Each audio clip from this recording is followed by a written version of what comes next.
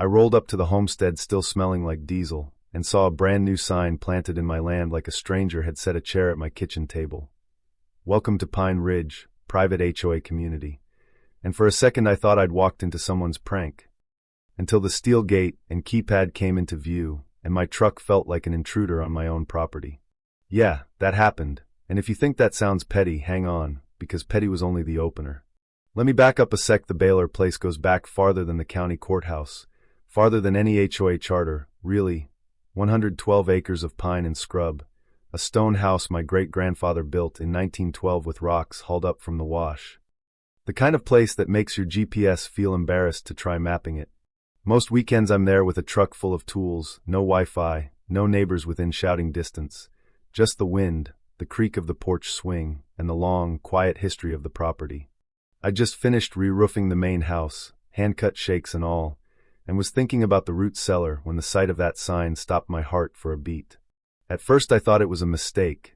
A developer got ambitious. Some new gated subdivision ate a stretch of road. You know how people dream up boundaries and then call them real. But the deeper I drove, the less accidental it looked. Regraded road, fresh reflective stakes, new mailboxes. My family name stamped on one of them. A mailbox with no lock and no call to me. A nylon flag with a pine tree logo fluttered in the exact berm I'd cleared last summer. I killed the engine, and the quiet in that moment held like breath before a dive. Then the phone rang, private number, and a woman with a smooth, practiced voice announced herself. Karen Langford, president of Pine Ridge Estates HOA. Mr. Baylor, you're visiting a property that may now fall under our jurisdiction.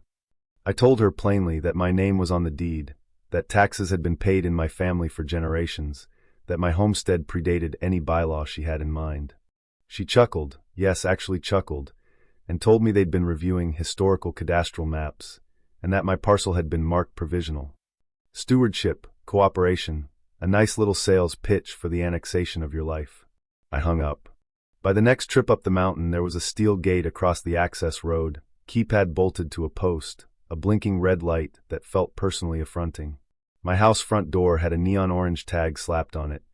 Notice of occupancy suspension, HOA enforcement.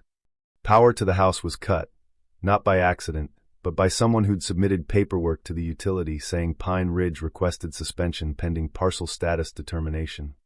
I slept in my truck that night because entering the house felt, absurdly, like trespassing. I could have gone screaming into the night. Instead I went to the county archives. Roberta at the records desk blinked and said, "Oh, you're that case," like it wasn't the first time someone in a suit tried to rewrite history.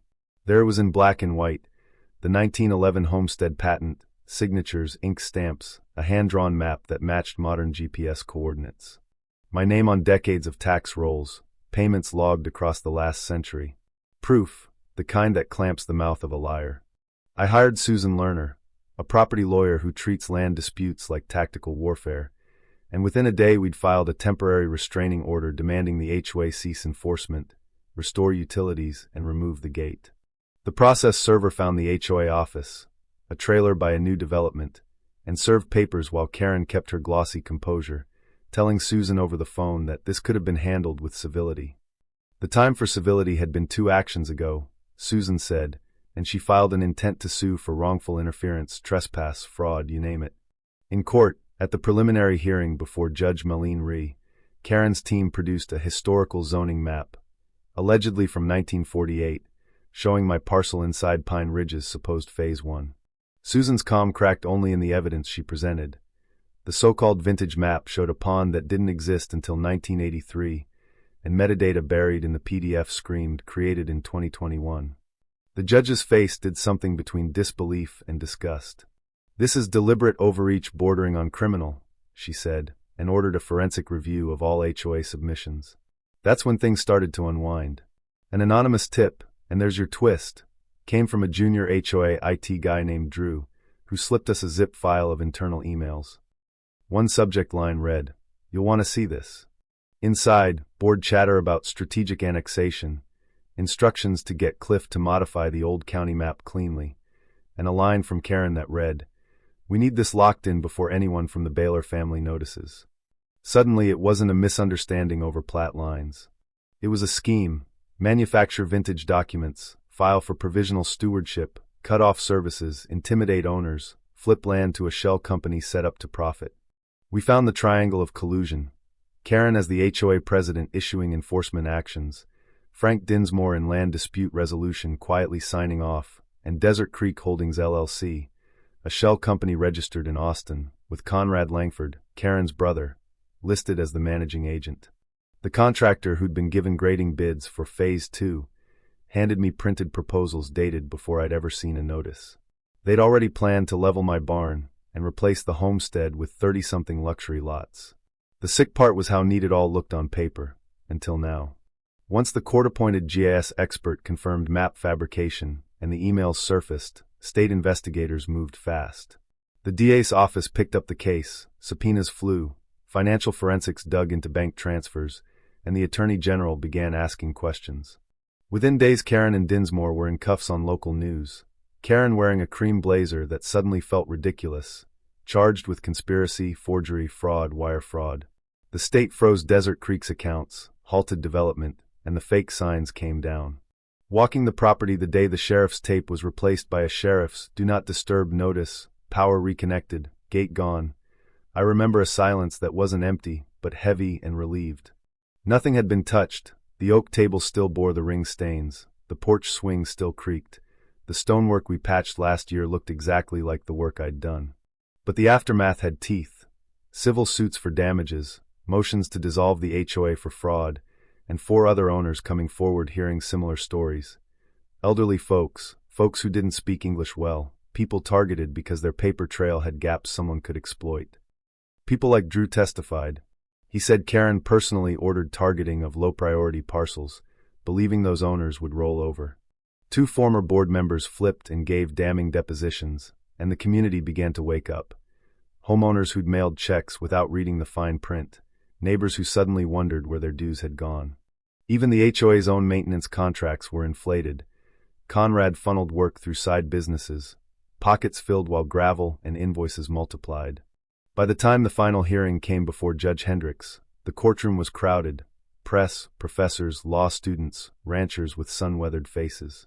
The judge read the charges, the forensics, the financial reports.